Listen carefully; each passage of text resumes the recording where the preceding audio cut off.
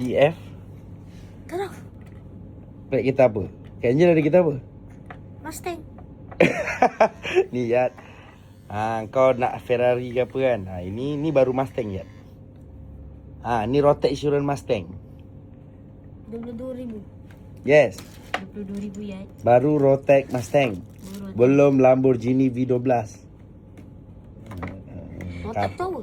Rotek Insurance ni, kita kalau ada kenderaan, kita kena bayar dengan kerajaan setiap tahun dengan pengangkutan jalan, dengan JBJ. Kita kena bayar. Memang kita rakyat Malaysia, kita kena bayar tax. Papa dah lah, Rotek lori, income tax, zakat, semua kena bayar. Kak Angel pun sama.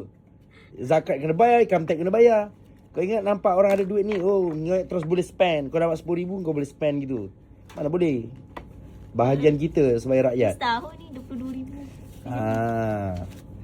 So Oyat, yang Oyat naik ketupat rendang, hari-hari pergi sekolah naik Alphard, jalan naik Jeep, naik Hilux, naik GTR. Cuma yang empunya seperti Papa ni yang menanggung Yat. Yang menanggung. Kau hanya dapat mampu apa? Naik. Wah, papaku ada GTR, papaku ada Jeep, aku pergi sekolah naik Hilux, aku naik Alphard. Wah. Papa yang menanggung setiap. Berapa total abang kalau semua bang? Entah, tak kira sangat, lupa. Tapi untungnya Papa apa? Untungnya staff ni baik. Bukan. Untungnya Papa, kau bayangkanlah, GTR boleh lebih kurang macam ni kan.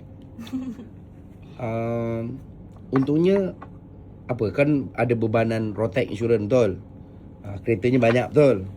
Untungnya Papa tak bayar bulanan. Macam makan Angel. Sama, Kak Angel pun tak ada bayar bulanan. Beli kereta Tapi cash. yang ini jarang je lah. Ini tak jalan, tak pakai. Tapi ini harus dihidupkan. Jangan lambat sebab ada kesnya. Terlupa, terlambat, ada kesnya. Dekat mana sekarang keretanya? Low cost bawah. Kenapa kalau